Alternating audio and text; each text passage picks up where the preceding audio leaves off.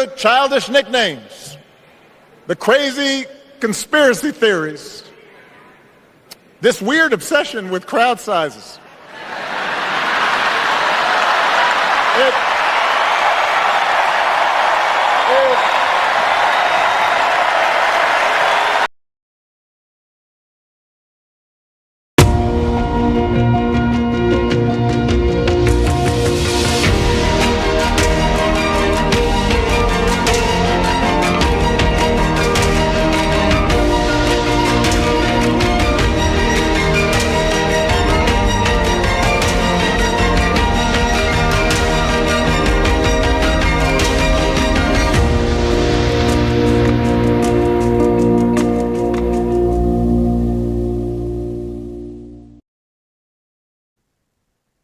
Hello, everyone. Welcome. Thank you so much for joining us. With me tonight is Isandring and Lance. How are you gentlemen doing?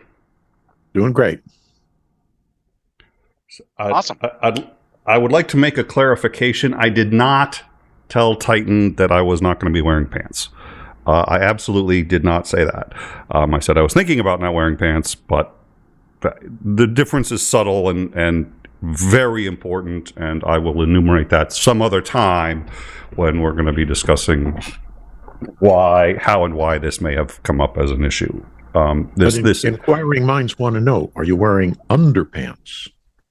Well, I would have been. Well, that was what delineated me from. So we were mentioning a previous show in which the rumors were that the $400 suit wearing person, who was actually not me, it was the original $400 suit, did not always streamed without pants on, and the producer confirmed for me that was in fact true.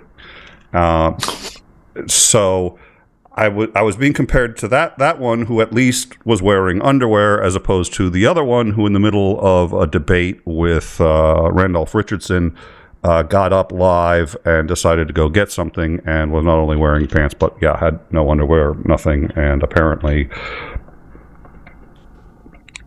for some reason we're going to be discussing this on In Time. I don't. It was his entire secret agenda was exposed. Exactly. Yeah. So nothing was left to the imagination, so I've been told. And he's still allowed on people's channels, which I don't get that. I've spoken to Randolph about it once or twice. That's probably at least two times more than was probably necessary. But anyways, if we could just stop talking about whether or not I'm wearing pants and just move on to another subject, I would really appreciate it. Sure, not a problem. I'm not wearing anything. Ooh. Okay, that was not the direction I was intending. In fact, I think, all right. Folks, it's been a great show. Thank you all for coming. I think there's where are we going to go from here? I think we're done. Thank you very much for please like and subscribe and all that other stuff. Don't burn the channel. Don't like YouTube. I understand that you want to just douse the whole thing. Just burn. Please don't. I'm going to need the whole team of Inception to just get what he said out of my mind. This is going to be a medical issue at this point going forward. I'm going to be suffering PTSD. I'm glad your camera's off. Remember the last time. The last time that.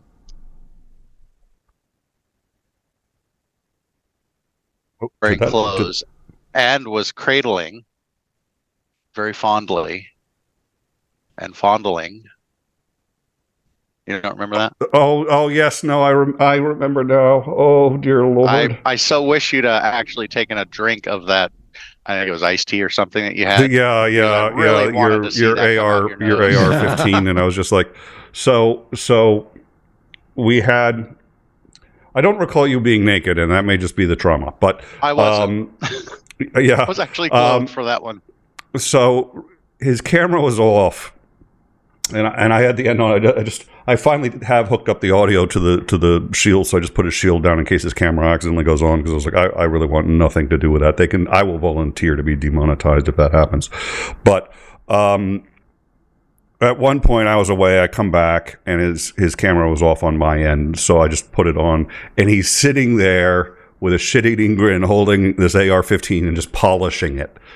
And I'm just like, he goes, well, this is what you liberals think we're always doing in our spare time when nobody's watching, right? I was just like, actually, yeah. I was like, yeah, that was exactly what I was like, oh, shit.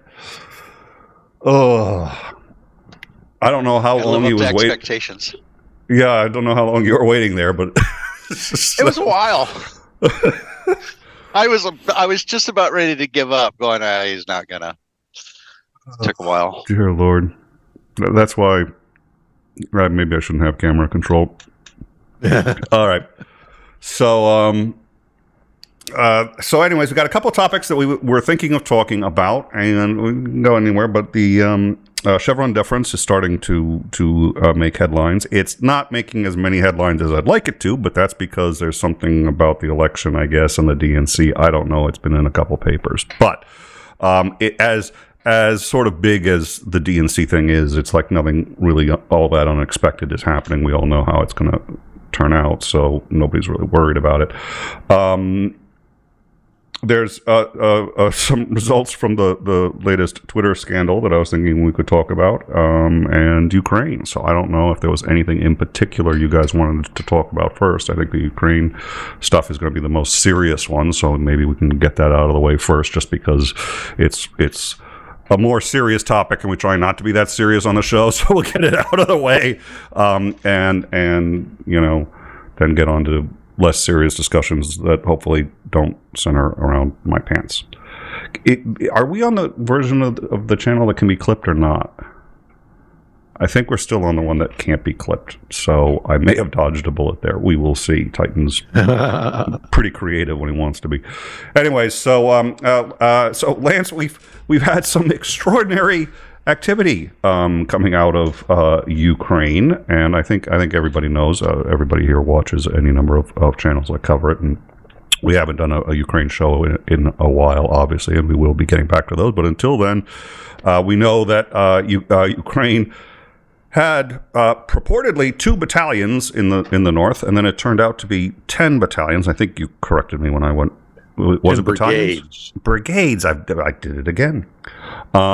Brigades, and invaded, and it turned out Russia may not have been prepared for that. So what I'd like to do is just give you a brief history of Russia in this situation. So in 2022, Russia was actually the second best military in the world. In 2023, they were the second best military in Ukraine. And now, 2024, Russia is the second best military in Russia. Yes. So, what's happening? The Ukrainians launched an offensive into Russia proper. They've done this before, but not on this scale, and never with an apparent intent of staying inside. It was basically just a series of small raids. So this time they've moved into Kursk Oblast. They've established a fairly large bridgehead, if you will, and they're continuing to slowly expand it. It caught the Russians by pretty much total surprise that this was coming off, even though their intelligence service apparently had warned high command and Putin that this was potentially something that could happen. But they, as leadership tends to do when it thinks it's, smarter than everybody else, they paid no attention and got kicked in the butt by it. The offensive has gone surprisingly well, and apparently is a very one-sided fight. The Ukrainians don't seem to have taken a huge number of casualties. The Russians have.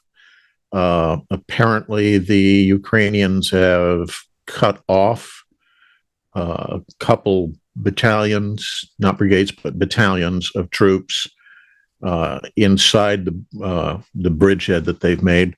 And they did this in large part by not enveloping with troops, although they have done that now, but it was by taking out key bridges across a fairly major river, which meant that the Russian troops, that is, on the other side, now had no means of evacuating.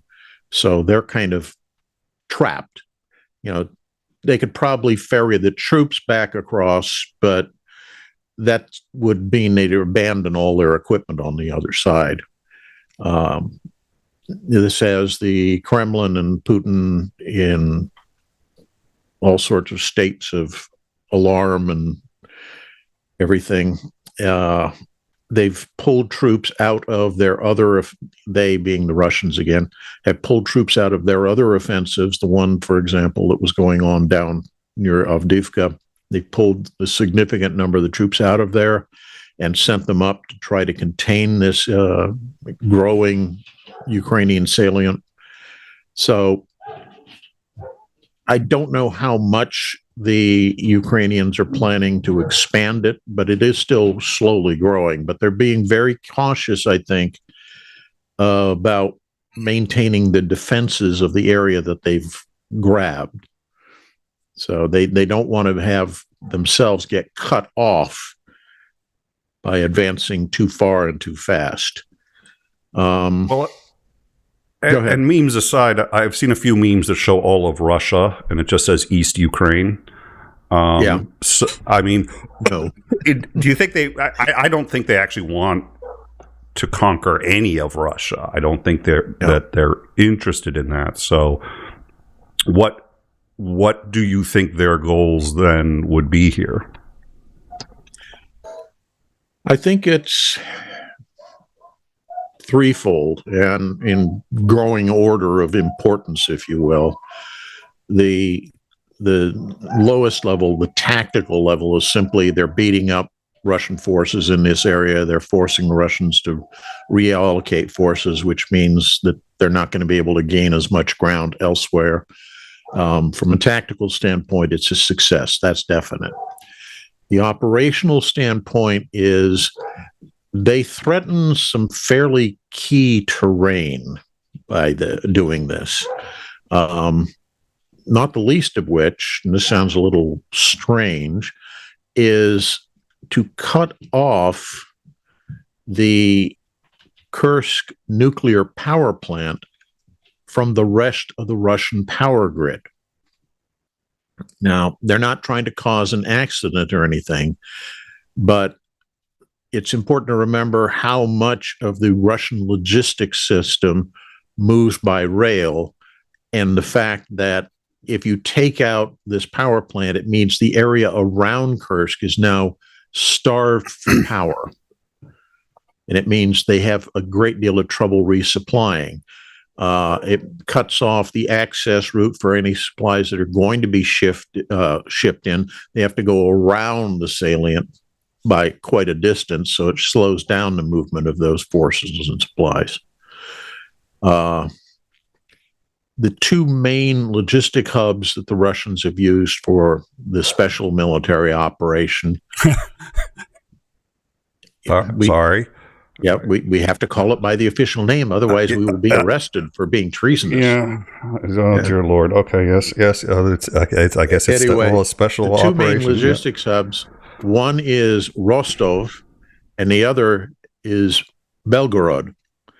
And if they take, or not take, but isolate the power plant from the power grid, that leaves Belgorod unable to support any logistic traffic through it unless they specially configure the trains to use their limited supply of diesel engines, which makes also supplying the entire northern sector of the war zone very problematic for them. So from the operational standpoint, they have a lot of potential gains to do by performing this attack.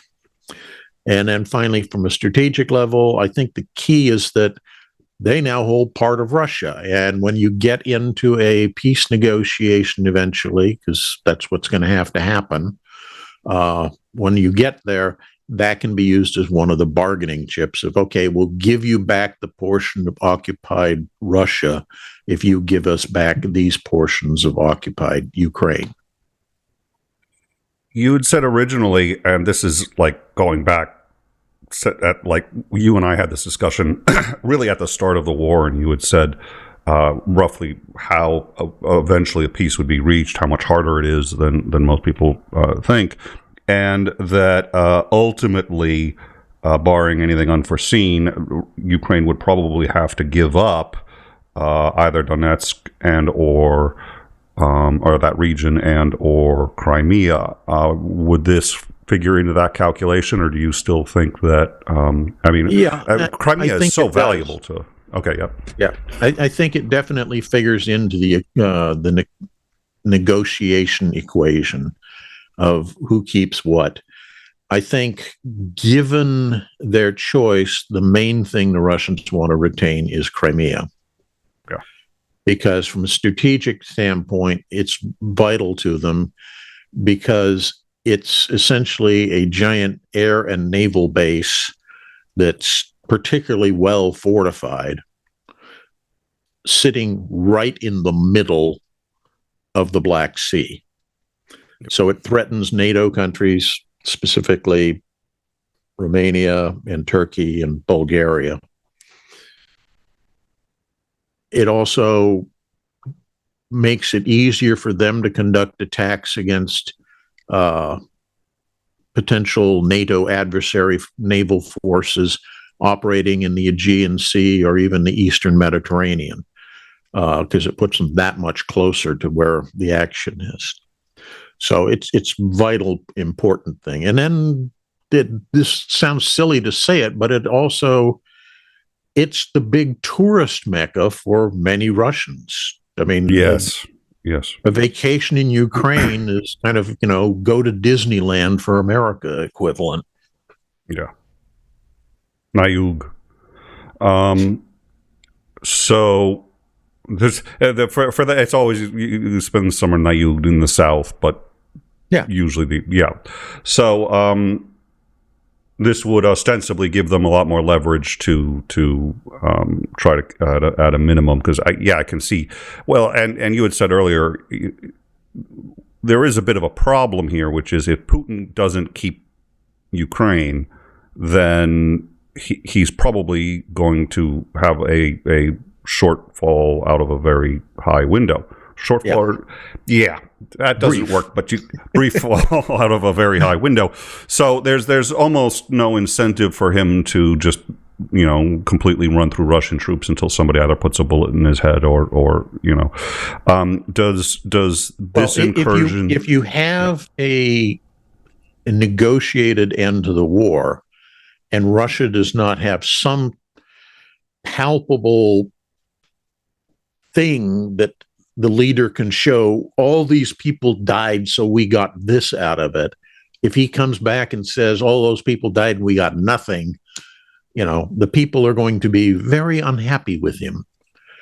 It's the Russo-Japanese War in 1905. It's what happens during World War I. The people get frustrated with the suffering that they're enduring. I mean, the Russian people will endure immense suffering. Let's not understate that. It's really one of their greatest strong points. But they want something tangible at the end to say, we suffered so this could be achieved for the greater glory of Russia. And if Putin can't deliver that, his days are numbered. Yeah. So, do you? I think this is going to be the last question on this, and then we'll go on to something else. But do you think? We had the was it an insurrection? I think we decided finally on what the Wagner Group, what technically it was, whether it was mutiny or, it's a mercenary company. But to me, it's more akin to a mutiny of mercenary troops, is what it is. an insurrection. So, is there any sign that there's that Putin's having any more? I mean, I have to believe his generals. I have to believe the oligarchs are starting to say enough's enough. I mean, they're losing land in Russia, and there seems to be no way to stop it at this current juncture. Well, I mean, as a result of this offensive, already many top-level generals in the Russian army have been fired or transferred to less important, essentially exile-type jobs. And of course, Putin replaces these people with, those who are loyal to him. They have no military background. They have no particular skill in operational art. It's just Putin needs to make sure that everybody who has access to guns is on his side, because if he doesn't, the logical conclusion is somebody's going to use those guns against him. All right. So, I said the last one was the last question, and I lied. Any predictions on what we're going to see in the next, say, a week or two? I think the Ukrainians will continue to expand the salient. There's already some indication that they are advancing limited forces into both the Belgorod and Bryansk oblasts, which are the two oblasts to the north and south of Kursk. I read something today that would suggest that they have launched another cross-border attack, not expanding out of the salient, but coming across the border into Bryansk as well. So I would not be surprised if we see the size of the captured area of Russia that the Ukrainians control expand. I also expect that at some point the Russians will at least get some semblance of order restored and be able to, or try to, launch a counterattack to regain some, if not all, of the ground. The trouble is the Russian military at this point has shown that it doesn't really have a capability to think on its feet, if you will. They have trouble reacting to things. They come up with a plan and they just keep pushing things at that plan until they decide, well, this isn't working. Let's stop and come up with a new plan. And I think that's kind of what's going on here. To use an historical analogy, a lot of people don't realize that in 1940, when the Germans invaded France, the French army was bigger, had more and better quality tanks than the German army, and yet France was overrun in 6 weeks. This happened because the French command structure was too unwieldy, too doddering, if you will, because many of the senior officers were senior officers in World War I who just stuck around for 20 more years. So they were positively ancient, and they didn't understand how to fight a modern war. They were still trying to fight pre-World War I, if you will. And I think that's kind of what you've got going on here, because the Russian army, as designed for the Cold War, was for a giant pre-planned offensive into mostly West Germany, and just to keep throwing troops at it until NATO's forces defending that front collapsed. Well, that kind of sounds a lot like what happened here in Ukraine. And, when things didn't work, their only answer to it was, well, let's throw more things at just this one sector, maybe condensing our forces into one area, it'll go better.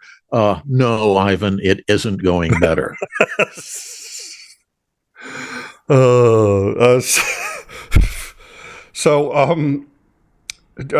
If they're pulling forces off from the front, is that going to help on the front at all, or are there too many layers entrenched of like mines and to help the Ukrainians on the front maybe try to recapture some?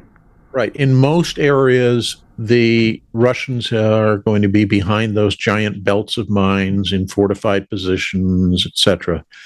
And as the Ukrainians showed last year when they tried to break through in that area, one of those areas that was heavily fortified, it's hideously costly and very, very difficult going. The reason this offensive worked so well in Kursk is because there were no such defenses on the border. The Russians had made the erroneous assumption that Ukraine was never going to attack into Russia proper. They only wanted to reclaim their own territory. Well, they've now been made fully aware that that was a bad assumption. I assume, other than drone attacks, which have been stepped up, especially the bridges, they've been taking out the bridges, as you said. They've been using drones to do a lot of that, is my understanding. They've taken out a huge number of aircraft that using drones to attack Russian airfields near the front, too. Is there any concern in the Kremlin that at some point they're going to start hitting Moscow significantly? Moscow has stepped up its attacks of Kyiv. They've been hitting Kyiv significantly harder recently. Is there any talk about A, is Ukraine going to start suddenly hitting Moscow, and B, what would the Allies be okay with that, or who's worried about that, if anyone? It's worth noting that the Ukrainians have struck Moscow a couple of times, but not en masse, and in each case, it was against what I will call legitimate military targets. That, by comparison with what Russia does when it launches, hundreds of drones and missiles at Kyiv or wherever, they're not so much targeting military targets. They're just throwing ordnance at a city. And I think that's the key for Ukraine. They understand if they want to maintain global goodwill towards them, to be, put it simply, to be seen as the victim in this war, they have to be very cautious about what they do against Russia inside Russia proper. Mounting a counter-terror bombing campaign will lose them a huge amount of that international support. So I think what we will see is more pinpoint attacks by the Ukrainians as they get that up on step and start striking. But you're not going to see, the 100-drone raid kind of thing. It's going to be 1 or 2 drones to this outlying airfield, and then tomorrow it'll be another 1 or 2 against this tank park, et cetera, et cetera. I was going to ask if Vladimir Putin is a legit target, but I don't know that I want to go all the way back to Yamamoto again and maybe save that for another time. I had a question to ask a friend. Jesus. All right. No wonder I'm having trouble finding my pants. You want to poll the audience too?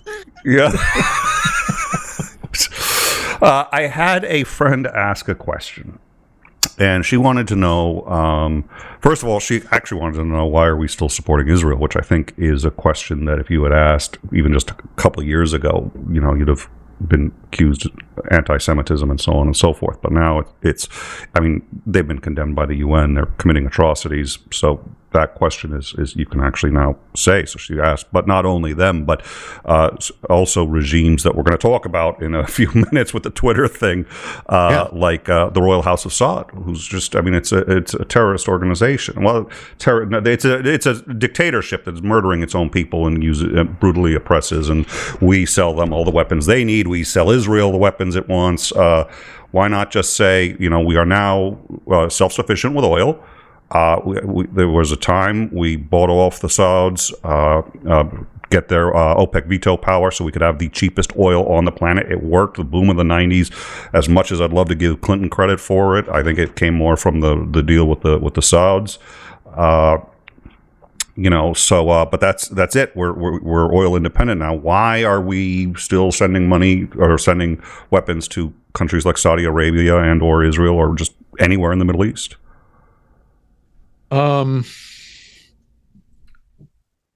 you kind of have to look at a much larger picture to understand what's going on there. And it's grossly oversimplifying the situation, but think of it as a three-way struggle. And that struggle is between the Sunnis, who are exemplified by the House of Saud, the Iranians, who are all Shia. So it's kind of a religious wars of, not reformation, but a civil war between the two rival factions or sects within Islam. Mm-hmm. And then you throw into the middle of that Israel. Mm-hmm.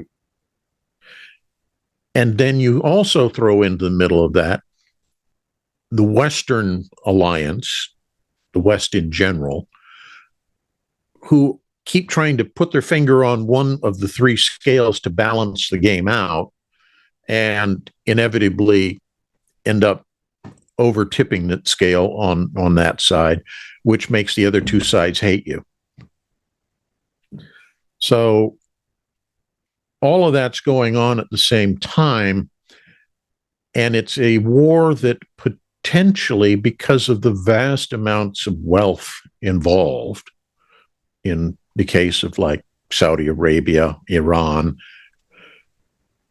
are countries who could very quickly become nuclear powers. And these are countries who are also kind of not restrained culturally from doing all sorts of evil, like using nuclear weapons on one another or on Israel. And or in fact believe that doing so would be it's God's will. Literally ordained by God. That's I mean, well, and you take a look at, I mean, the all but one of the 9/11 hijackers were from Saudi Arabia, and you realize, I mean, only a huge, profound commitment to a religious, ideal would permit someone to do something like that. And then imagine nuclear weapons in the hands of someone like that. So essentially, right. And then you also have to add into that equation the fact that many of the Sunni countries actually have Shia majority populations. And the Iranians have been, for decades, basically since the revolution, trying to use their influence to rile up all that Sunni population and destabilize and overthrow the governments of those Sunni nations. And then, of course, within Saudi Arabia itself, there's a subsect of the Sunnis, the Wahhabists, who have kind of a devil's bargain with the House of Saud, which is, we won't try to overthrow the House of Saud if you let us push our brand of Sunniism across the Arab, the Muslim world. And the Wahhabists really don't like the Saudi government, but they know that if they act directly against them, the Saudis will, the House of Saud will come down and obliterate them. So it's kind of all hush-hush, secret deals behind closed doors, that kind of thing going on. People don't realize how much violence there is going on inside Saudi Arabia on a day-to-day basis, because the Saudis do a great job of suppressing all that. But yeah, there are police and National Guardsmen being murdered. There are explosions in government buildings and such on a fairly regular basis. Well, we had Alex on to discuss that. He was a dissident trying to overthrow the Iranian government, and it was insane, some of the things that he was talking about. Now, he talked to us about communication and how they tried to communicate with each other, and social media has been a huge part of that. Twitter was a much bigger part of. I know WhatsApp has always been. You're tying this in. That's beautifully done, sir. That's what they call a segue in the biz. Social media has been a huge part of that. That's why he gets paid the big bucks. Yeah, yeah, exactly. Right. Yeah, I get paid basically, in essence, the same amount that Titan gets paid, which I don't know how that happened, but social media particularly in Saudi Arabia is huge. It's kind of how everybody gathers, because remember, you're dealing with a society that has all sorts of rules about who can talk to who and what you have to do and the deference you have to show to different people, etc. Women are fully veiled, can't go out in public without a male family escort, etc.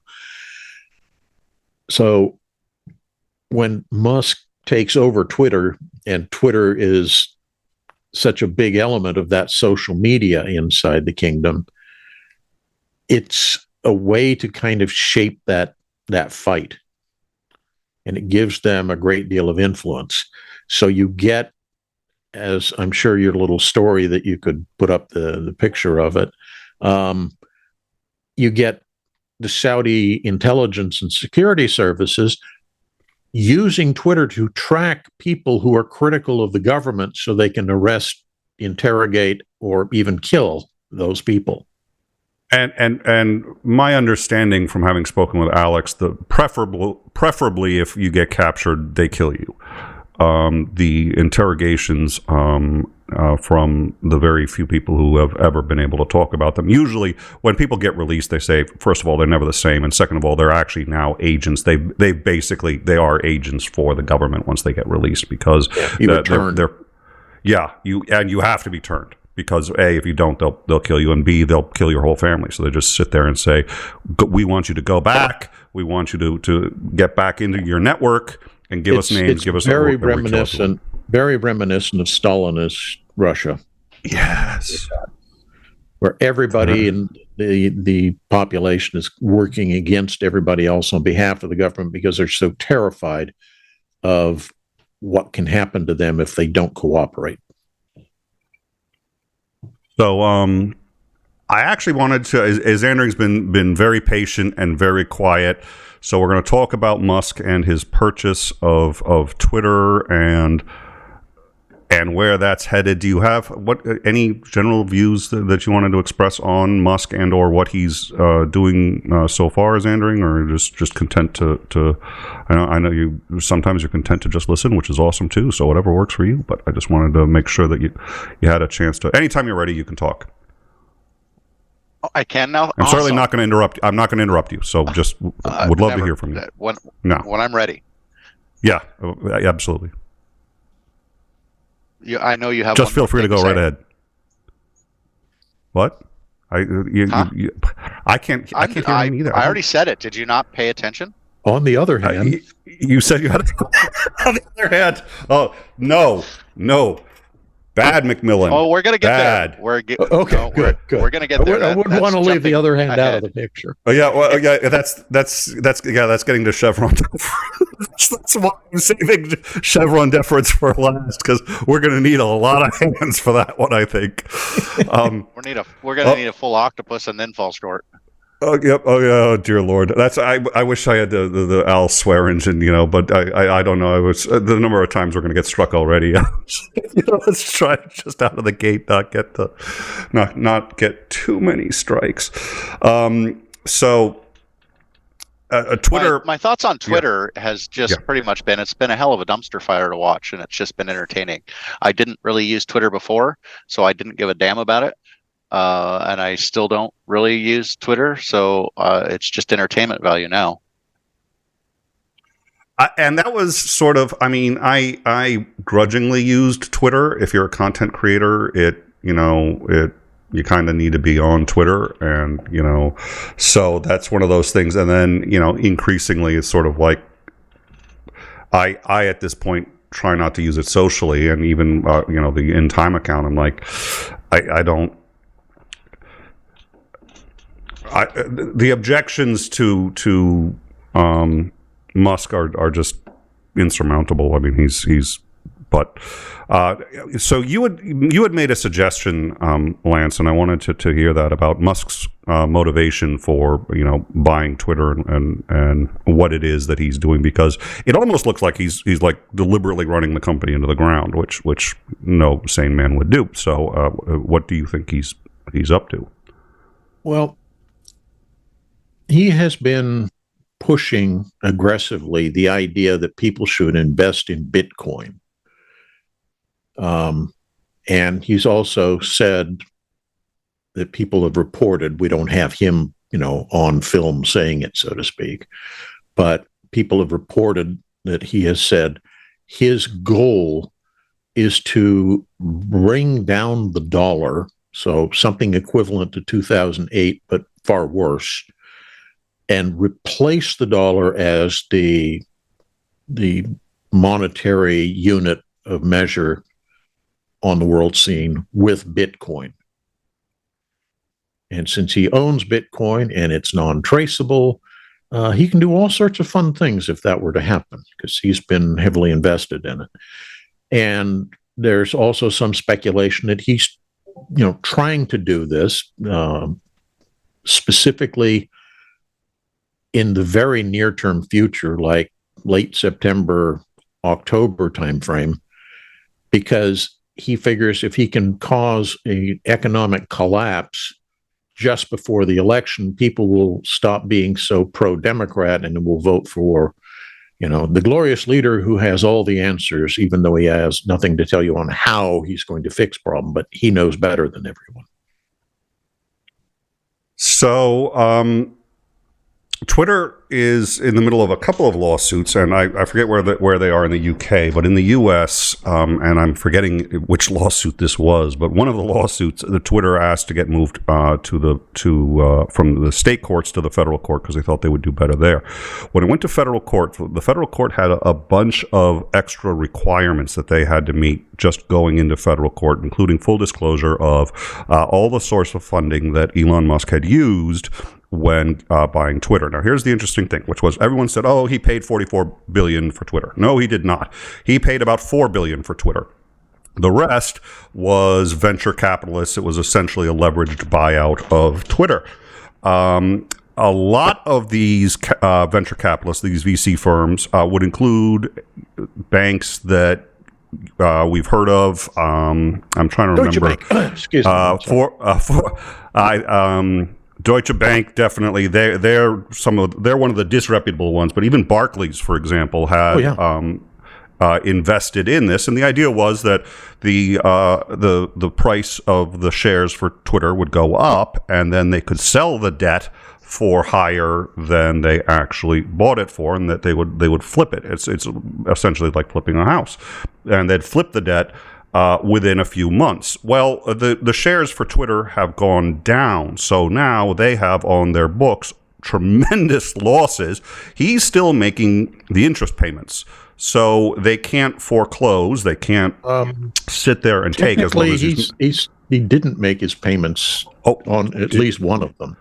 I think he missed one, but there was a condition under which, so he's oh God. Now we're going back. I forget.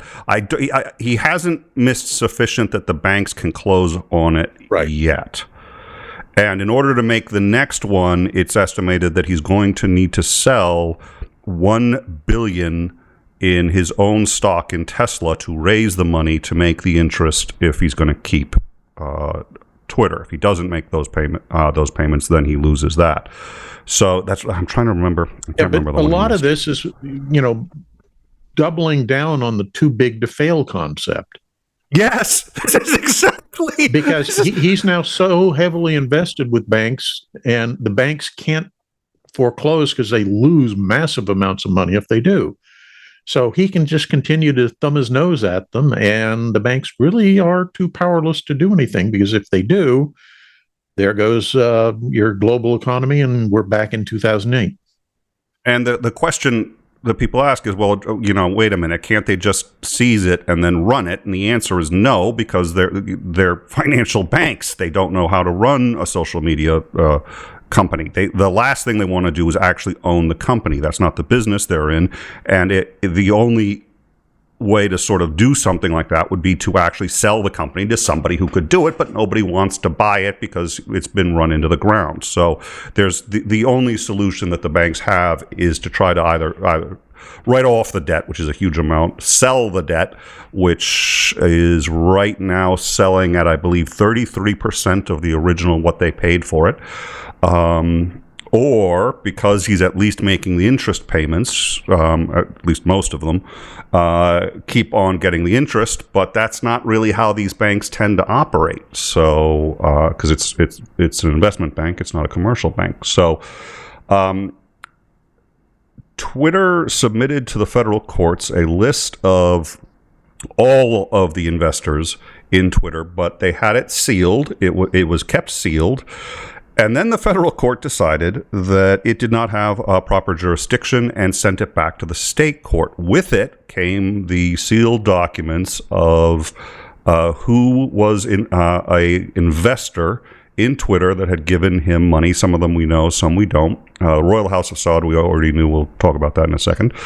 And I guess about 24, 48 hours ago, the state court said, yeah, you have until September 3rd to unseal those documents. They were unsealed about 20 hours ago, and we've been looking. It's not, it's not this huge cache of, it's not the Pentagon files or anything like that, but it's, let's talk about some of the people in it. First is and this is the only part that I was unable to confirm. I've been going through these and confirming them, and the source that we use, it's on Twitter.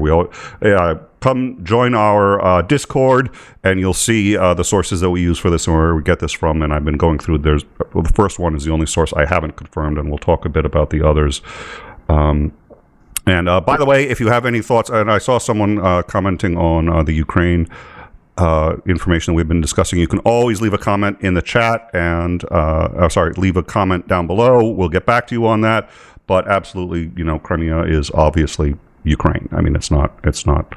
I think someone had misunderstood either something, and that hasn't been the first time where I've inadvertently suggested it's Russia. It is not. Well, all right. So, and if you have any questions, for historical precedent, arguably, Crimea is kind of a separate country that got annexed into Ukraine. Yes. So, it's definitely not Russian, though. It's definitely, well, and Russia turned it over full legit, as far as I can tell. That was Khrushchev who did that, and yeah.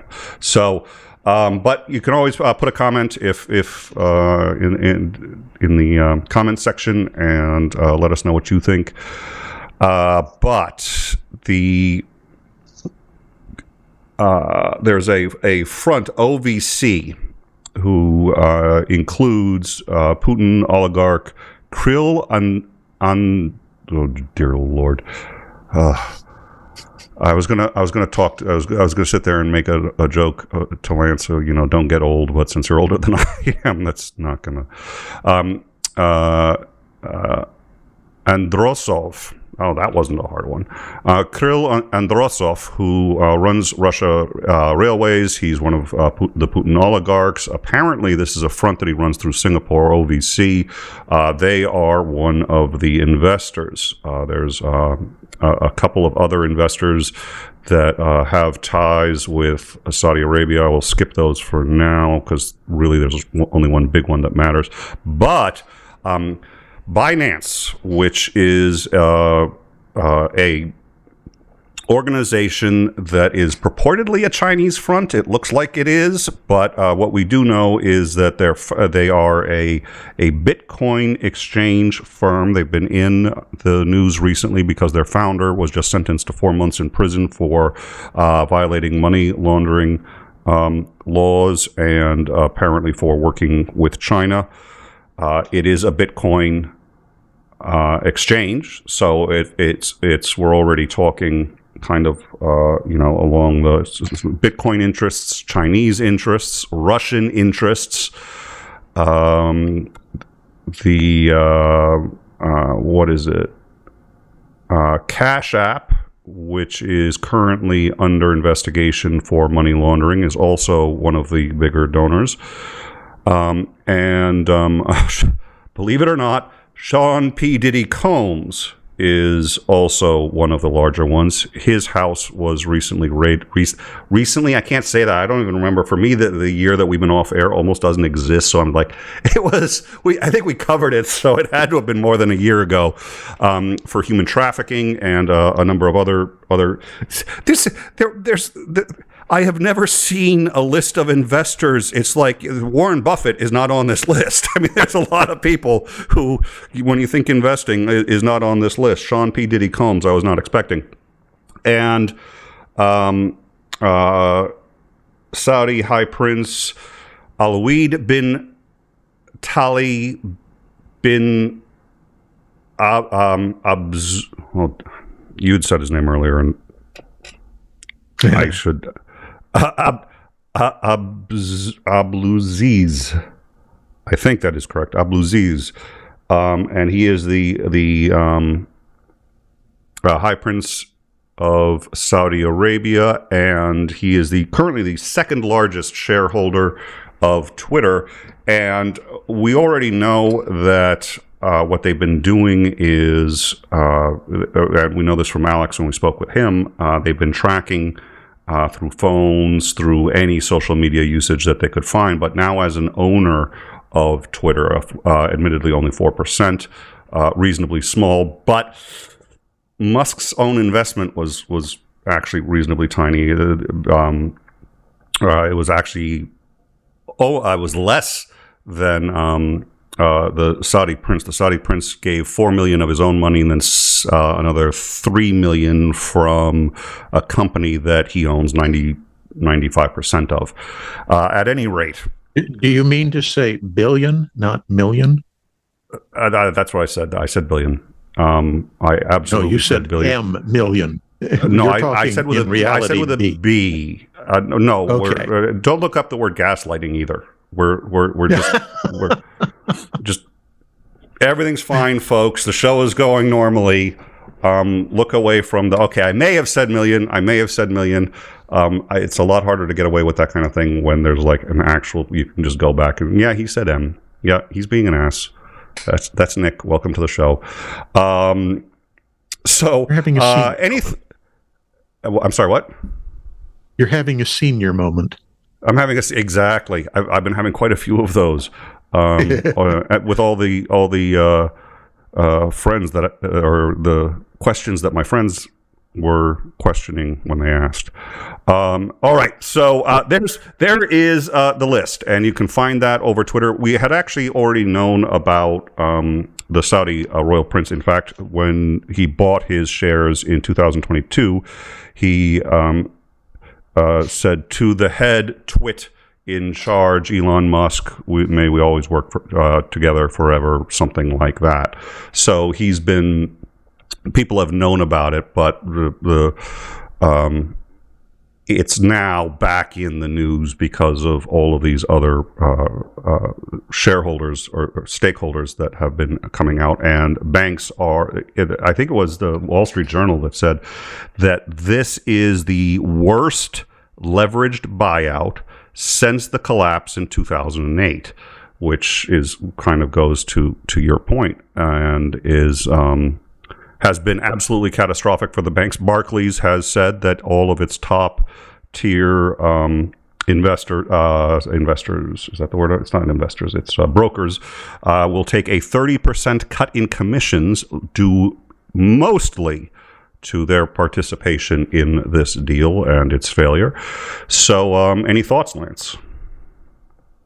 No, I think it says it all. I think when the historical account of this period is written, 20, 30 years downstream, it's going to be the era of the con man. Like Trump is a con man, Musk is a con man. They're people who had some degree of social position and wealth before they started their rise, but they basically talked their way into the top tiers with nothing to really back that up. It's all bullshit is what it is. Well, and yes, please, sorry. It's the billionaires club. If you can get into that club, they're all friendly with one another. And yeah, I'll loan you a couple billion, Bob. No problem. We're all in this together. Well, one of the things that I find most concerning, just in terms of, from surface level, what you can see is the apparent admiration that is coming from these conmen for Russia. And you and I have talked about Russia being very much already long established as that's the norm in Russia. How many people can you bribe? How many people can you... I was almost shot and killed leaving Russia because I failed to bribe a customs agent the sufficient amount of money, and there was a really bad miscommunication. It hadn't crossed my mind that I was supposed to bribe a customs agent, and a lot of them got ticked off that I didn't. I'm also aware that violates some significant U.S. laws, but if you don't, you get shot over there. So, and there's this sudden fascination with the idea that this is the best system in the Russian system. Is that a coincidence, or do you think that they're really trying to borrow that? I think that there's a lot more of that going on the planet than we're aware of. Most Americans believe that the idea is, the public servant serves the public and he doesn't take bribes. But you go overseas, and in some places, that's, seriously speaking, the only living wage that many officials make is through bribery, is through corruption.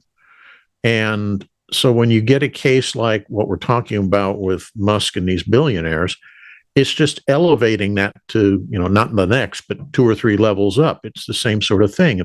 If I bribe you, then I can get this done and you will be on my side and we'll be friendly. I remember talking to people who served in Italy back during the 70s. And they said when they were checking in, they were given a flyer prepared by the embassy that said, here are the people you need to bribe, and here's how much you need to bribe them to make your life. Yes, I wish I had that when I was in Russia. Dear Lord, nobody gave. Yeah. Oh, dear Lord. Okay. So it's a Russia-Chinese sort of interference again in Twitter, but you don't think that his goal is to make Twitter survive. And we have a whole bunch of AIs on the Discord. I'm not going to put them up here because YouTube is going to freak out. One of them is of Trump holding what looks like an Uzi or something, and he's in the cockpit of an airplane and heading towards the towers and the whole 9 yards. And that was generated by Twitter's new AI. When you read about it in its own, what is, I think it's called Gronk. What is Gronk? And they say, well, it's our new AI. Now we've only been putting this together for 2 months, so of course it's still a bit of an alpha. And this, I was like, in other words, Musk has basically said you have 2 months to build an AI. They're apologizing ahead of time for just how badly it's going to suck. But it seems to have no limits on, if you ask any of the current major AI engines to draw you something graphic, they won't do it. This one will. He has no business being in that space. So is he just playing with this new toy until it goes down, or is he, You have to put new technologies through fairly painful teething tests until they mature.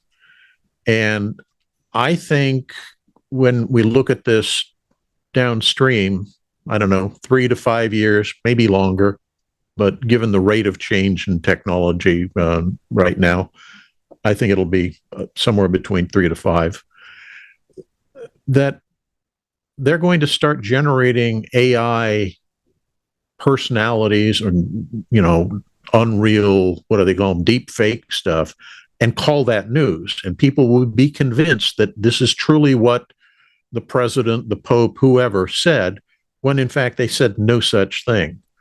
We know that right now, for example, Hollywood is getting many of the contracts they're signing with new and emerging actors is they have to come in and go through this whole procedure where they read lines and everything, and they create an AI generated actor.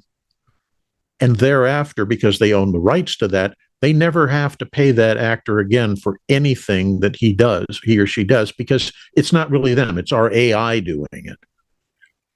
And, we're going to get to the point where AIs will start creating music, writing literature. We already know the literature stuff is being done to some extent. We can all tell right now that it's crappy, that it's AI. But as those programs become more and more sophisticated, our ability to discern real from unreal is going to be severely impacted. It Muskified. I'm gonna coin the term. Coin a phrase. Muskified. Yeah. So, do you think? I mean, we're getting into sort of more advanced economics. I have some economic knowledge, but not enough that I you should take my opinion as anything more than an amateur on this. But it does look to me like Musk could do significant damage by tanking Twitter. It's clear to me that he's already doing it, but I don't think it would be enough to decentralize or destabilize either the U.S. or the dollar as the world reserve currency. Is that still, do you think, his goal, and is that tenable, or does that require Trump getting into office and I think it is his goal. I don't think he necessarily needs Trump's, but his task is made all the simpler with Trump in office, because the people who are more likely to intervene and stop the process from happening are those who are on the other side. And so, you get Trump in, he exercises his vendetta option from 2025, the plan, and all those troublemakers go away. And now the route is open for the oligarchy to do anything it pleases without any ramifications. Well, I think actually they did an AI of Biden did come out. It was an AI image of Biden, and it was used, I think, by the Trump campaign, and they sued and got it taken down. But it was, I took one look at it and I said, that's real. And it's just like, nope. I was like, whoa. If the Trump campaign can fool me, and they can't fool anybody, but, well, that's not true. But at any rate, all right. So, I don't know. I'm going to quickly check the live chat and see if we have any questions. Again, anybody who's got any comments that you can also just let us know your thoughts on the conversation in the comments below if you're not in the live chat right now. But I was disconnected from the live chat for a little while, so I missed a whole bunch of stuff. So I'm back in. I can see everybody. No comments on production values at In Time or needing a producer. They seem to think that I can't do it on my own and host at the same time. I have no talking about idea. Anyways. So somebody just posted, there will be a time when AI will be banned from ordinary users and only certified people will be allowed to use it. I can see that potentially happening, but I think more likely what would happen is the legal precedents will be established, because let's face it, the oligarchy owns the court system.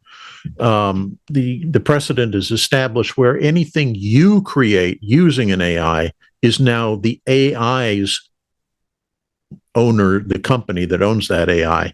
It's their property.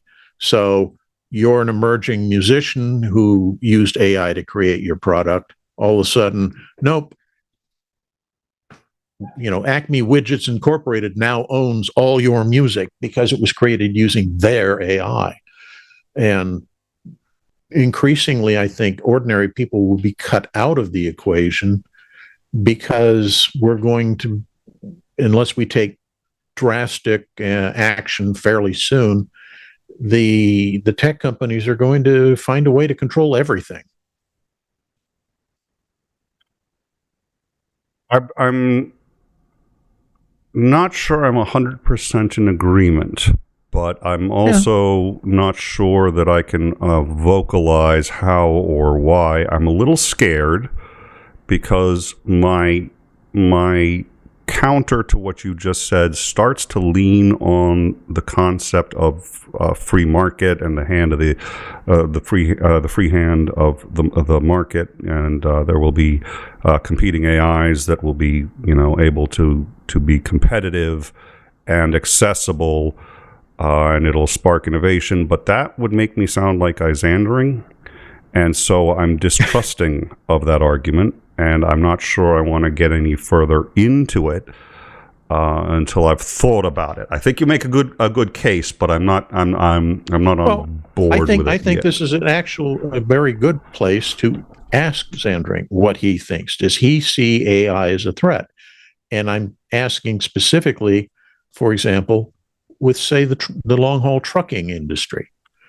If you can perfect a program that can drive those delivery trucks, all the people who do that as a profession now quickly get shoveled to the side while the AIs are doing all of it. And, now what do you do to make a living? Probably the same thing that all of the darners did, all the drayage drivers did, all of the carriage drivers did. I mean, time and time again, we've seen entire industries essentially evaporate within a short period of time, and we've always had to adjust. There is a little bit concerning because truck driving is the number one employment for non-college degree men in the U.S. So that's a lot of I hate to say uneducated, because I know a lot of people who are quite educated, but they don't have college degrees. We'll call them high school graduate men. There's a driver shortage as it is. They have a hard time getting new people to come in, and there's various reasons for that. Truck driving in general, there's several different parts of the industry, but it's a lifestyle. Like if you're over the road, it's a lifestyle. It is not just a job. It changes your entire life, the way that you live your life. And the fact that you have to be 21 to go across state lines and 18 if you're going to stay within the state in order to even get a commercial driver's license. So you have a bit of a hard time, roping people in soon. And a lot of people don't like the lifestyle. They don't want to live in a truck, and I don't blame them. So we're seeing the average age of the American truckers like in its late 40s right now. I think it's 47 is the average age of the American trucker. And that's not getting younger. It's actually slowly getting older. And so we've got a slew of people that are going to start retiring, and they haven't been able to get people to replacement. They haven't been able to recruit enough for replacement.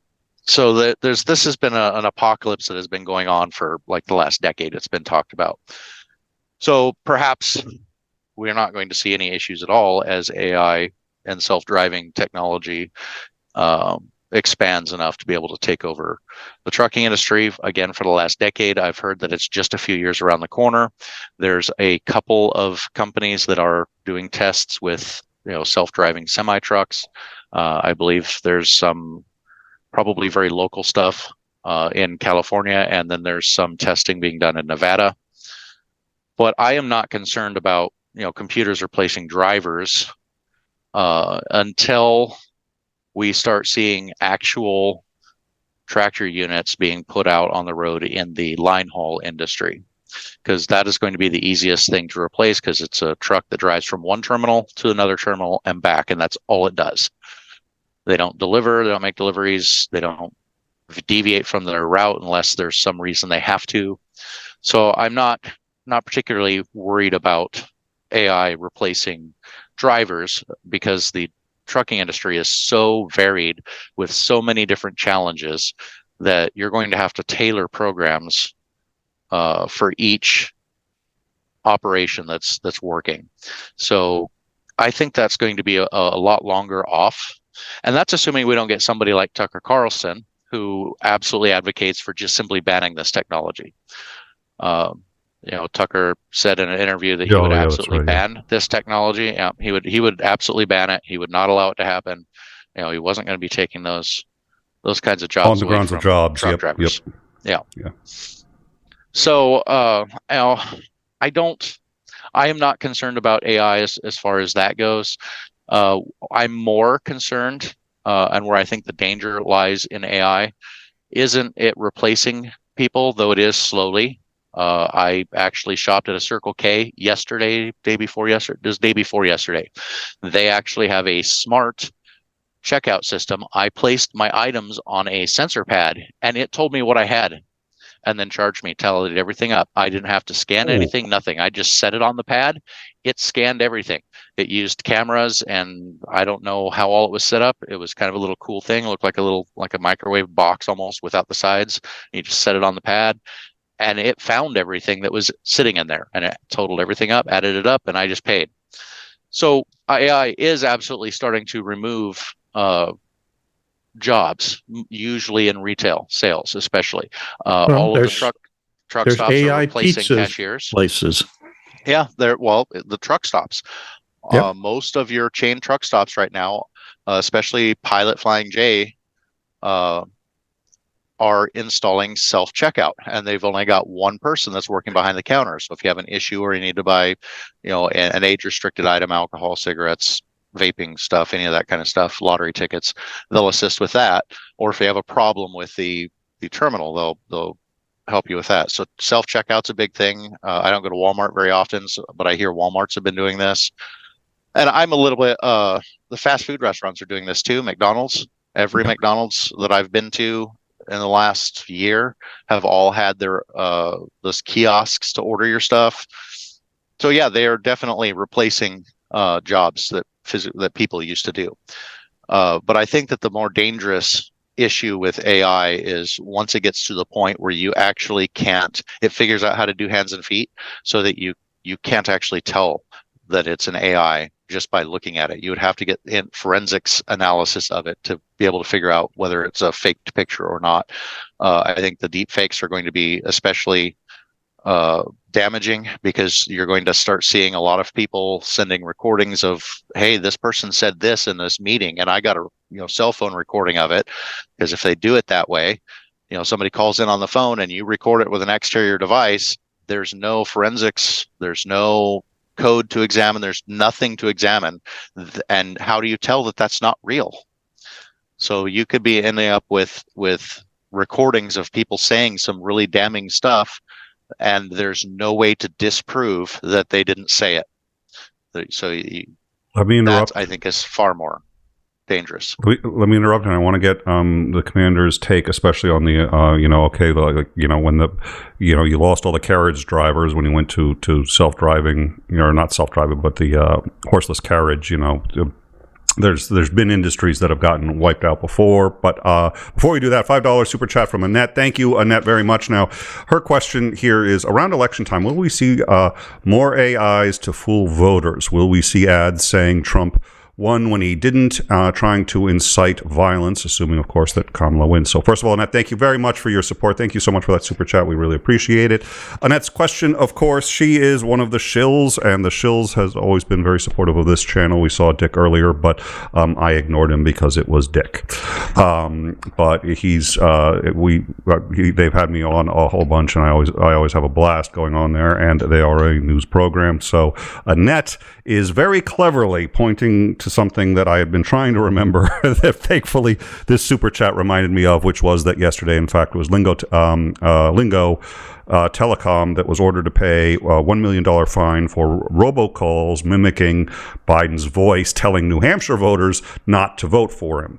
So you'd pick up your phone, it's Biden, and he's just like, yeah, you don't really need to vote for me, don't come on out and vote. So they've been fined $1 million, which I think is an astonishingly small amount. And I'd like to think I'd say that even if it was like the Democrats doing it, because the problem is, and really, if you take a look at any kind of election fraud, trying to cast two ballots, stuff like that, in most states, that's instant jail time. That's one reason why election fraud at the state level is so low. I think it represents less than 0.001% of all ballots cast is election fraud at the state level.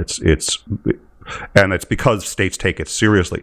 $1 million fine to a company that isn't a person, so there's no individual feeling that pain, is completely negligible for what they were doing. And I think it's absolutely terrifying, the idea that you're going to be getting these robocalls. So I think that particular issue is endemic across the country, is that much of the penalty system that's enacted for, we fine you this much, is based on much older times. So it becomes kind of, not even loose change in the pocket, but lint in the pocket to major corporations when they get these tiny little fines, which to folks like you and me, you get fined $1 million. Jesus, you're in the poorhouse for the rest of your life. To a company, they're just going to go, okay, yeah, whatever. And I think something needs to be done in the judicial system to adjust how the calculations for punishment are made, to make them, fit the person and the crime involved.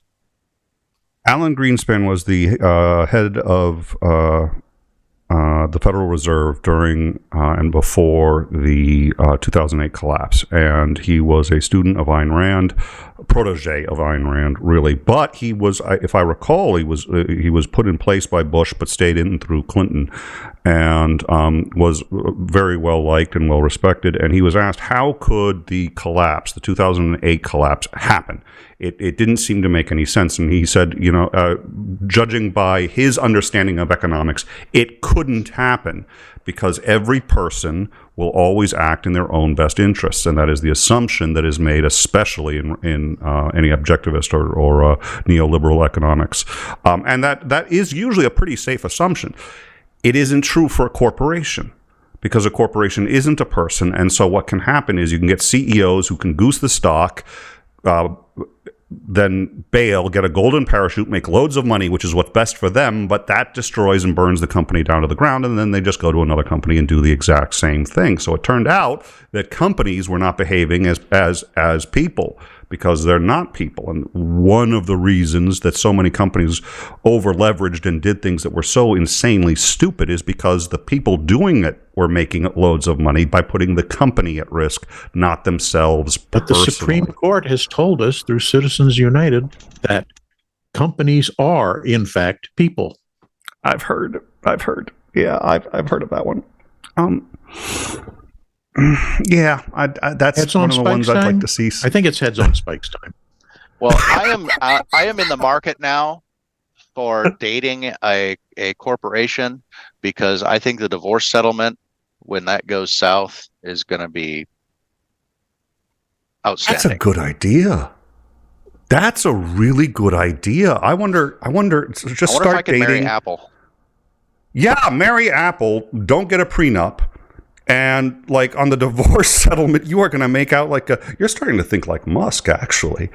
I'm surprised he hasn't thought of that. He probably has. I really don't want to know, between him and Vance. I don't want to know what Musk is doing with his Tesla at night. I don't need to know that. All right. So and the in-time viewership just fell to negative. How the fuck does that happen? Well, you bring up Elon Musk and yeah. Okay. So any thoughts on? Isandring had made the point, which, if I can, and I hope he's going to agree that this accurately captures it, just sort of the 3,000-foot view, that we've always been getting rid of jobs. We've been getting rid of jobs basically from the dawn of time, and every advancement is always going to do that. If you want progress, you're going to get rid of jobs, and it hasn't caused the collapse of society yet. So any thoughts, if that's an accurate representation of shortening of what Isandring was saying? Any thoughts on that, Commander? I was responding to somebody in the chat, so you'll have to repeat your question. I'm sorry. I'm so glad I'm not the only one that ignores Nick to be. I'm like looking at this, going, "What's going on?" And then he's like, "So not the only one that ignores Isandring?" Nick. I'm like, listen, we've got an entire live chat. Half of them are they like, has Nick said anything interesting yet? Sorry, I was away. Like, I think the whole purpose of the show is like, I recognize the suit, but who's the guy wearing it? we have to. The commander and I are going to have to come clean. We got tired of waiting for Nick to start up in time again, so this is actually the new AI program, and we just decided to open it up and teething problems. Yeah, so my recent quote memory issues aren't from like exhaustion or whatever. It's the AI still working itself out, and the two of them are just like, we don't know what Nick's doing, but we've got to me having to go in and fix it and say, oh, wait a minute, there's a year gap here. Don't forget that. Well, it's obviously a joke. Updates on the fly. It's obviously a joke, but Isandring is, of course, the smartest person I've ever met. And, if anybody could do it, he and Lance could both create an AI that would tell them anything that they want to hear, because they're just such incredibly intelligent human beings. So anyways, and of course, I'm not getting any laughs at that. Oh yeah, sure, make fun of Nick. Everybody thinks that's great, but okay, I understand. So, Isandring are you listening now? I am. Are you sure? Who? What? Are you still listening? How often am I going to have to? How many times do I need to check in? So I tried to give an overview. That was the word I was grasping for earlier. I was trying to give an overview of Isandring's position, and basically said that, look, jobs have vanished since the dawn of time, whether it's carriage drivers. One of the big ones when ATMs came out, they said, look at how many bankers are going to lose their job because now there's just an ATM and you can replace and get, first of all, actually, a lot, they just had them work inside or do other things. But since the dawn of time, people are getting replaced by technology and by advancements, and it hasn't caused the death of civilization yet, so why are we really worried about it? I think that was his position. I'm going to mute him because I don't want to hear a correction. He has lost microphone privileges for the next, say, 30 seconds. 5 years. We'll find a happy medium between 5 years and 30 seconds. So, assuming I got that accurately, what are your thoughts? I would agree, except for the fact that once they get rolling, and again, we're not there now, but if you project forward with the way technology advances, AIs effectively become a self-replicating replacement for everything, and they put humans out of business. The company, the owner, the capitalist, if you will, has no reason to want to have those employees if he can buy a piece of machinery and never have to pay for it again, except when it needs to get fixed. Who fixes it? Another AI machine.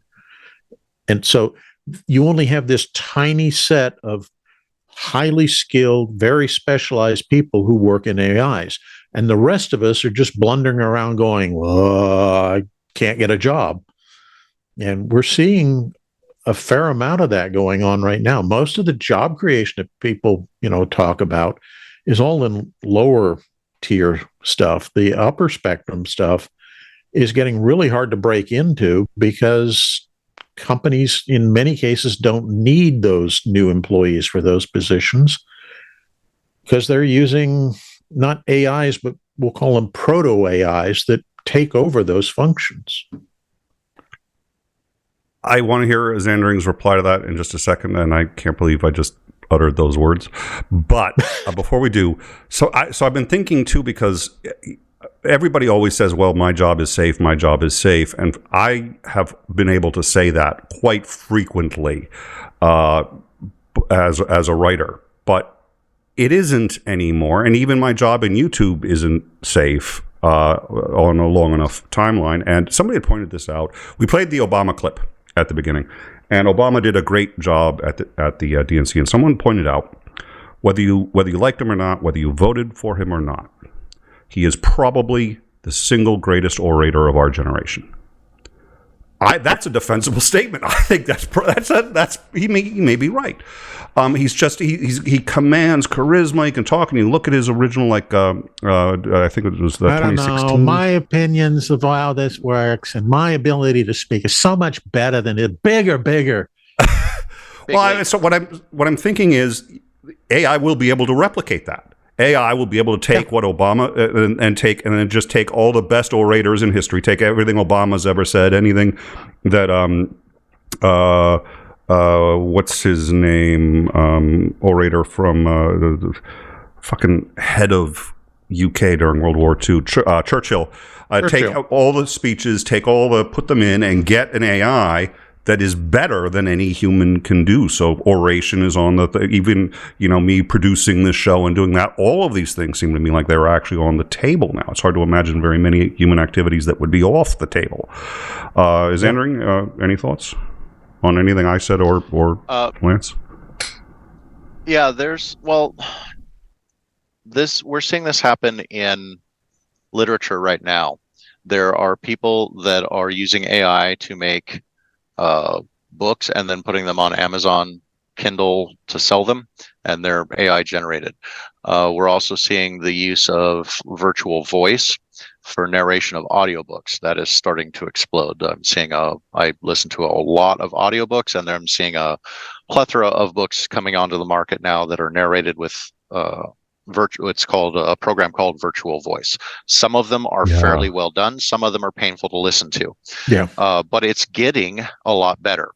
Art is now, cover arts for books is pretty much all done AI. Finding actual artists to do your cover art is now a vanishing thing, and especially in the indie book market. I mean, so we're seeing this replace a lot of things. And as far as it reaching a critical mass where the technology is advancing quickly enough that it's putting enough people out of work fast enough that it becomes a serious issue, it won't be a serious issue for long, because societies will start to collapse. You can't have that many idle people with nothing to do, nothing to work towards, no goals, etc., not having any feelings of productiveness. You're going to see civilizations collapse, and then they're just going to descend into war, and things are going to be torn down. You're going to have to rebuild stuff. Back to the Middle Ages. Yeah, kind of. That's going to be a serious issue to contend with once we get to that point. And the sad part is it doesn't really matter what the United States does, because China is working on this very diligently. Other actors around the world are working on this very diligently. It's like this technology's out there. It's going to come about, and you're not going to be able to really stop it no matter what the U.S. tries to do. So we're going to have to try and take it as it comes. I'm not particularly worried about AI taking over the world, because as soon as it tries, the world collapses. All right, unless anyone has anything else. Skynet destroys everything. Got it. I think, yeah. Leave that one alone. I left him speechless. Good sign. Yeah. I was going to go down the rabbit hole, and then I'm just like, no, I'm too tired. So we're gonna hit our last rabbit hole, and then we're gonna. I mean, I've heard, one of the things I've heard is that what will happen is basically human beings won't have to work, and all the work will be done by AIs, and the only jobs will be maintaining them, and that'll be it, and that'll be the new society. And I think that's optimistic, but so that's the Star Trek utopia. Yeah, right, but I don't think that actually happens when you study human behavior and what makes people feel fulfilled and what gives people purpose in their life. A big part of that is a feeling of accomplishment, a feeling of productivity. You're worth something, you're providing something, you're essential in some way. That's a big aspect to mental health, I think. I think there's good evidence to make that argument. So if AI starts just replacing everybody and now nobody needs to work at all, I don't buy into this. So you end up with utopia. UMT. Yeah, but even if you did like a UBI for everybody, and you taxed corporations or whatever, you found some way to make it economically viable, that it's sustainable. And so people have all of their needs met and they don't have a job, they can pursue their own interests. I think that you end up with a population of incredibly depressed people. And again, I think civilization collapses. I don't think that's sustainable. I just, looking at human behavior and the research we have so far and what seems to make a life worthwhile, some people can absolutely pursue their passions and other people go right into the gutter and deep, dark depression.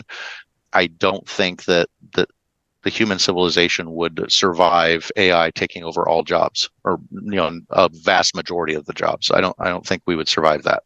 I would agree. But I don't think that prevents us from going down that road. No, I don't think it does either, which is what kind of makes it a little scary. Yep. All right. Well, thank you, gentlemen. I think that was some great commentary. Anyone who has any thoughts for either of those two gentlemen or myself, put it in the comment section below. Let us know what you think and if we're all going to be replaced with AI.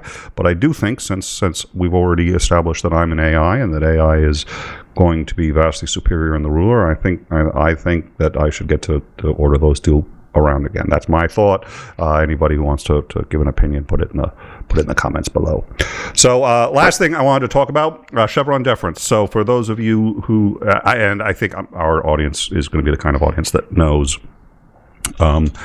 what that is, but essentially it was a Supreme Court decision that basically said that all the letter agencies, the FEC, FCC, EPA, ATF, EPA, a huge one, were basically overstepping their authority, and that Congress had deliberately done that. Congress had deliberately given them an overly broad mandate so that Congress didn't have to sit there and legislate bit by bit all these things, especially where in areas like the EPA, you need experts that Congress either are not qualified to opine on, or don't really have the time to try to get the experts to opine on every piece on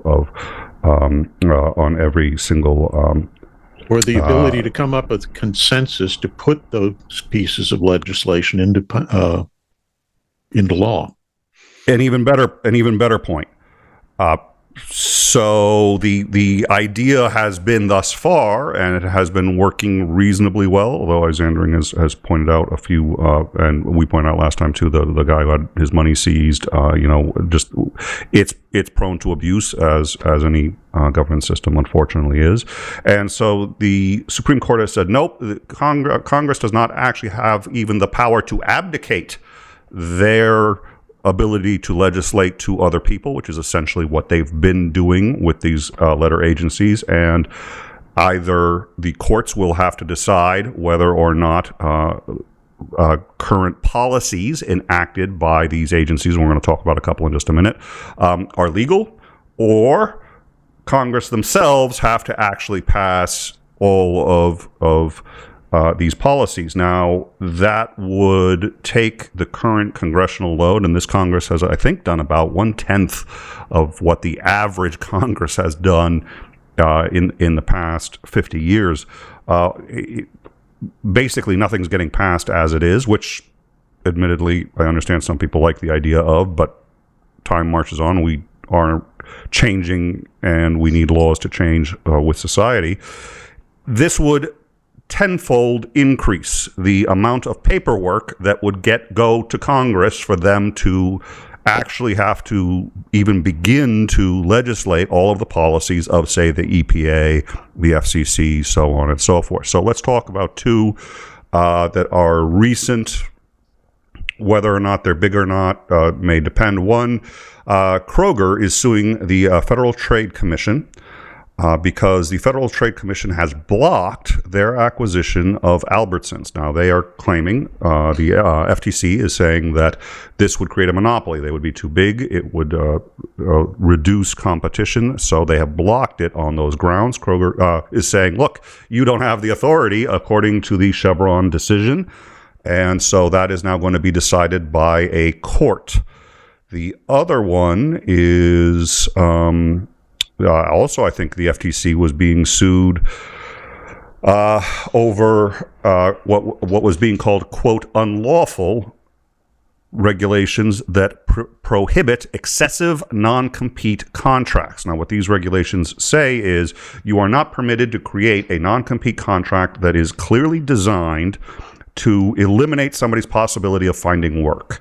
So, for example, if you are a top-tier scientist, you have a PhD in a esoteric scientific field, and you sign a 10-year non-compete contract, you've got a very serious problem, because if you get fired, you cannot get a job for 10 years in anything even remotely close to what you've been trained for, because you've spent an entire lifetime going through every level, graduate, post-grad, getting all these jobs, being trained to do one specific thing that you no longer can do. Companies were putting in excessive non-compete contracts literally to leverage employees to do things that they didn't want to do, including put in huge amounts of overtime against their will, because if they get fired, they have lost all of their training, because this non-compete clause isn't designed to protect the company. It's designed essentially to enslave the person. So these particular contracts were prohibited by, it says the FTC, so I'm going to say the FTC. At any rate, that is now being contested, and under the grounds that you cannot have a regulation that prohibits the length and or conditions of a non-compete clause. So the non-compete one, I think, is important, but is maybe not quite as big as the possibility of overturning an established precedent that says you can't have a monopoly that allows you to completely dominate the economy. Yes. Put those two together. That's where it gets terrifying. Yes. Because if Albertsons and Kroger merge, you've effectively created a grocery monopoly across the country. I know people will say, oh, well, there's Safeway and there's A&P and whatever. No, most of those are subsidiaries owned by those two companies. So assume you allow this merger, it's like 80% of all groceries in the country are now owned by a single company. And if that company were to put in a non-compete clause that you cannot seek work as, let's say, the dairy manager at any grocery store anywhere, you've spent how much of your time getting to the point where you qualified as manager. They fire you for whatever reason because you won't work free overtime, as you said, what have you. They fire you. You're now pretty much incapable of finding work in that profession. And it also means that the competition has just one more hurdle to try to overcome in finding qualified people. So aside from the fact that the Kroger Albertsons oh my God. I can do Russian all right, Hegemony. But English, hegemony, thank you. English apparently is a problem. They can already, and lower their hegemony, prices. I'm going to smack you. Well, It's I'm hegemony. glad you don't know where you do know where I live. Crap. Okay.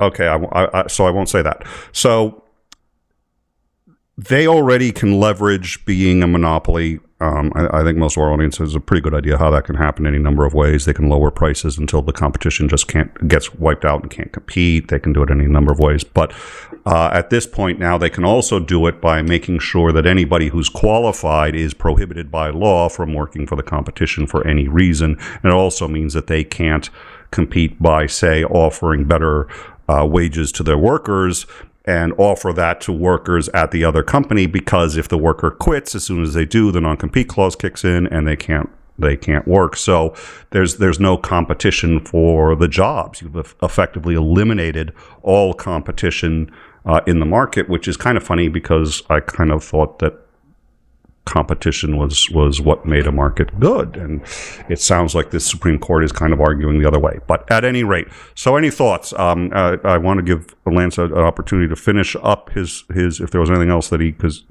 added to that. Wanted to see if you had any other thoughts on that. I think it is a catastrophic ruling. I think the ramifications, as corporate lawyers find little nuances that they can, pigeonhole little bits of activity through, it's highly destructive, and it scares the hell out of me. But it's not what would be considered a surprise given the current makeup of the Supreme Court. You have arguably some, ultra conservatives on there who only want to ensure that money is further consolidated in the hands of a very few people. I do want to get, in my view, this is probably one of the single most destructive decisions in the history of any Supreme Court. And I think if they don't find a way to roll it back, and there's already been, by the way, ways in which the left has been able to utilize this to undercut elements of legislation that they're not fans of. I can't think of an example right now. I'm sure one will come to me once it's too late. So it's coming back to bite them in the ass in all sorts of ways. It's going to be all over the place. Do you think that they knew at the time that it was going to be as bad as you and I are at least predicting? It hasn't gotten there yet, but I think it will. Do you think they knew that, or do you think they didn't care? Or? Oh yeah, I definitely think it's they knew exactly what they were doing. Because you look at some of the other rulings that have come out of this court, and it's the same kind of thing. It's consolidating power, wealth, influence, everything in the hands of a social elite. And screw the little guy. Speaking of hands, Isandring, what are your thoughts? On the other hand, this is a classic example of how long ago was that? Was it maybe a year ago where I called you and said I'm having a bit of a crisis here between principle and taking a principled stand on things and then consequentialism. Yeah, and we actually did a show because of that, but we had like a 3-hour conversation on that, I think. Yeah.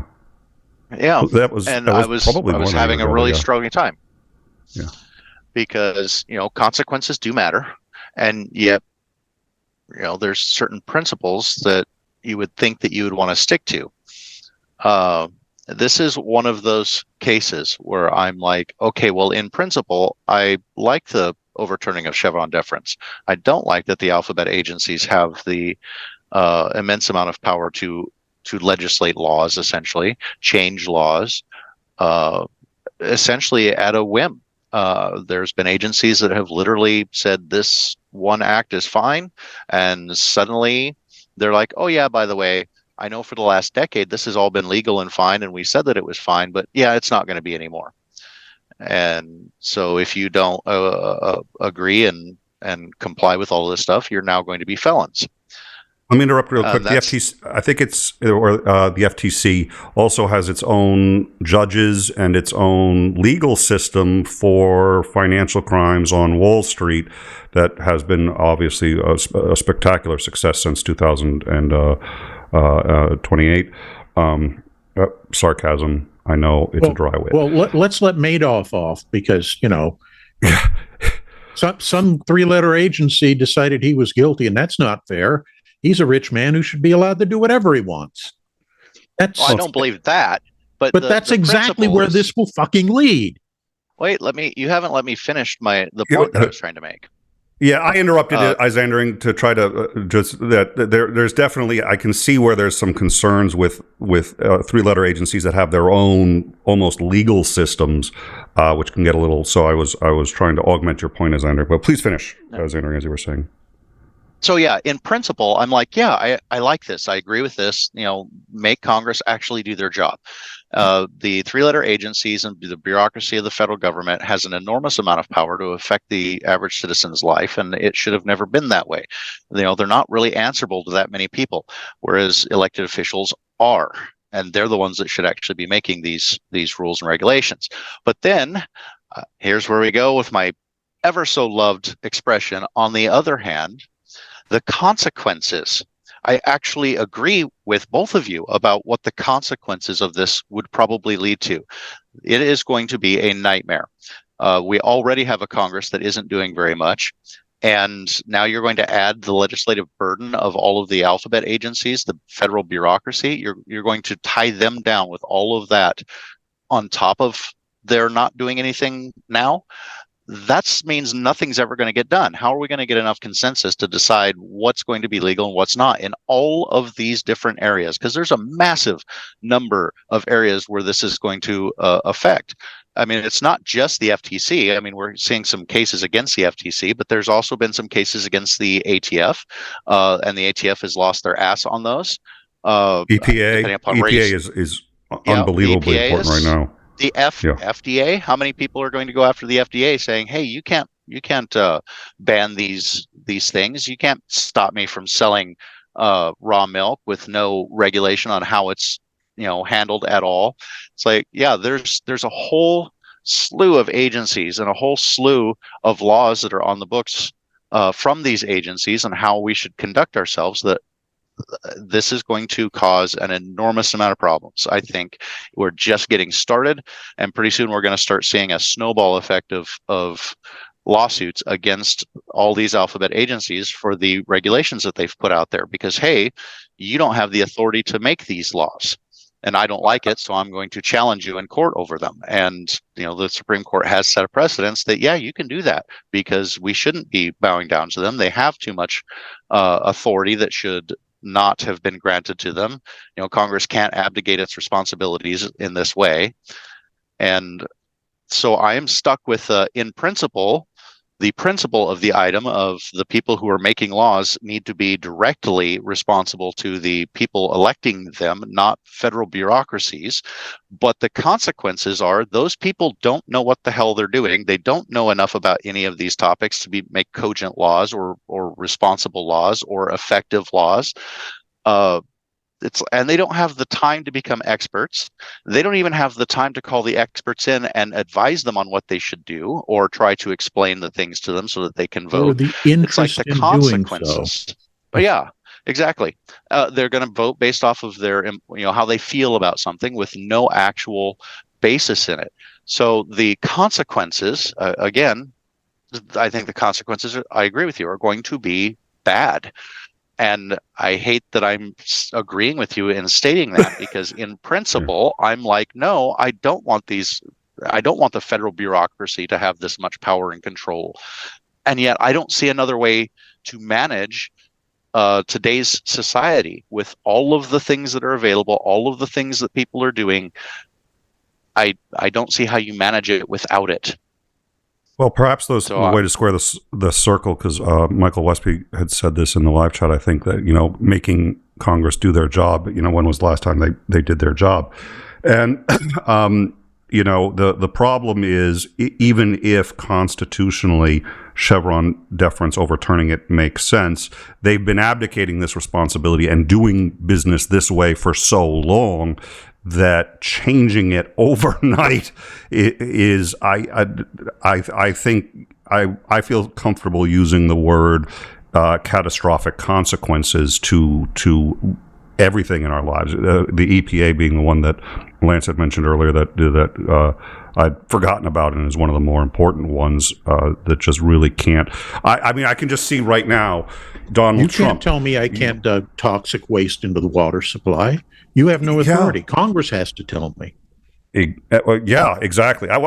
Thanks. I was going to go for the joke with basically the next hurricanes. If Donald Trump gets into office, he's just going to draw, okay, these are the hurricanes, and he's just going to start making them up and putting them up there because, reality has no authority to. I've got a Sharpie, yeah. Put the Sharpie down, Mr. President. I mean, given the fact that unfortunately it even on a sort of a stricter constitutional side, even if granting that it should never have been allowed, it's been going on for so long, you can't stop it overnight, and you can't just say, oh, this isn't the way they should have been doing it. It's the way it's been done for a long enough period of time that, faults and all, This is, yeah, in my view, this is probably going to be, and it's insane because, I remember the overturning of Roe v. Wade. I remember, I can't. It's getting so hard to keep up with all the decisions that you're sitting there saying the profound consequences of what this court has been doing, and now Chevron deference. I'm sitting there going like, I mean, it's hard to imagine government functioning if they don't find a way to at least partially roll that back. I don't know what that looks like, but some case that goes before the Supreme Court and they say, well, we didn't mean every agency all the time. We only meant, past a certain bar. I don't know. If they don't do that, I see government grinding to a halt. The court systems aren't going to be able to keep up with it. That's for sure. Congress can't keep up with it. Political factions want to happen. That's a fair point, which brings us full circle. You're becoming a professional too. That's a segue all the way full circle back to Elon Musk. Any other thoughts or comments before we wrap this up? And anyone from the live chat, if you have any last comments you want to make, you can make them. But if you two gentlemen have anything you want to contribute before we call it a night. And I know we'll do at least, were you going to say something? Yeah, I was going to say, I think we've already taken Musk to task and lambasted him quite enough. We don't need to revisit that diseased ground anymore. No, I don't ever even want to hear his name again. I'm sure we're going to end up. I absolutely hate being placed in a position that I have to agree with the pro-larger government people. It irks me when I have to go, yeah, you're right. This is going to be a huge problem. And even though in principle, I believe the principle is, yeah, they shouldn't be doing this. The reality of the situation of what's happening is you can't just revoke this. This is not going to turn out well. And I mean, the only argument that I can even offer and try and stay true to the principle of three-letter, federal bureaucracies should not be legislating laws at all, is pass a constitutional amendment granting Congress the authority to bestow authority to these agencies to manage these things. But it would take a constitutional amendment, according to the Supreme Court, in order to do that. And when was the last time we passed a constitutional amendment? And that's not going to happen anytime. Yeah. Don't hold your breath. I know. That's why I have, and I still struggle with this, is, looking at the principles of how things ought to be done. They haven't always been done this way. And so now you have to deal with the consequences of these things. And sometimes the consequences may not be very good. And so now you have to deal with that. It's like we have the real world that we have to deal with. These are real people. This is a real economy. It's a real country that we're dealing with. It's not some esoteric thought process or thought experiment in a classroom someplace. Real lives depend on this. Yeah. And if you're going to, rip up the foundations of how things have been done for essentially the past 100 years. It took us 100 years to get to this point. And you think that in one ruling, you're going to fix it. I would say you're a little naive, or you're nefarious. Yeah, I'm Lance is probably right. When he and I disagree, the smart money's on him. I tend to think that they didn't really realize it was going to be as bad as it is absolutely going to get. But that's also a very ego-centric. We all like to think we're smarter than the people who are like, I was like, wow, those Supreme Court justices are so stupid. They had no idea what it turns out. Yeah, they know what they're doing. But Christopher Hitchens said, all of life is a wager. And I think as kids, we're all idealistic. And you and I, as Andrew, have talked about this on more than one occasion. I have a couple shows on it. You think that you can get through life just on idealism, and then you realize no, at some point you have to be practical, because people who have nothing but idealism don't eat. And finding that balance is unfortunately, it's just, that's one of the life struggles that I think you keep doing all the way to the end. It's very hard, and there's always, whenever you think you've landed on where your ideals are, something comes up along and says, "Hi, if you want to be a decent person, I got something else you got to have to think about." $5 from Annette. Again, Annette, thank you so much. That's all. You're so generous. Thank you very much for another Super Chat, Commander. I'm on page 50 of the Generations book. That 6-point font is a real challenge. Should have gotten the large print version. Yeah, because she needs to throw her back out picking that thing up. Yeah, no kidding. Thank you so much, Annette, for that. Really appreciate it. I would say that my life would be so much easier if I just decided to be a sycophant and just shill the talking points instead of asking, do they make any sense?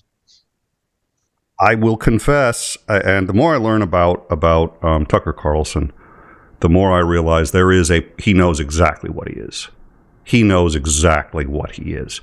And I thought he didn't realize that he was just like a shill, and that he has absolutely no moral or ethical values at all.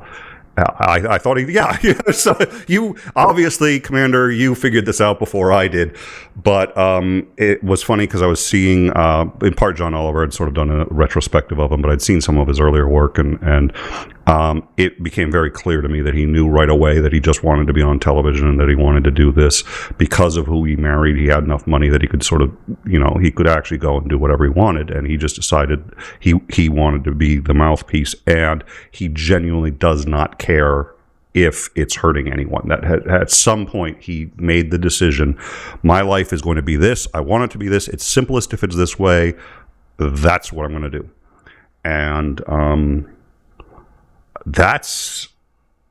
it's hard. There's a lot of things scary about that. It's hard to say. Malignant narcissism. There's so much of it going around these days. Probably. It's you like to think as a species but there's always going to be a percentage, I'm aware, and they're going to be the more visible percentage, but it's like to realize that somebody's making the conscious choice. I'm not going to put in the effort. I'm just going to be that shill, the robot. I'm just going to be the guy who goes to work and does what he's told. Is difficult,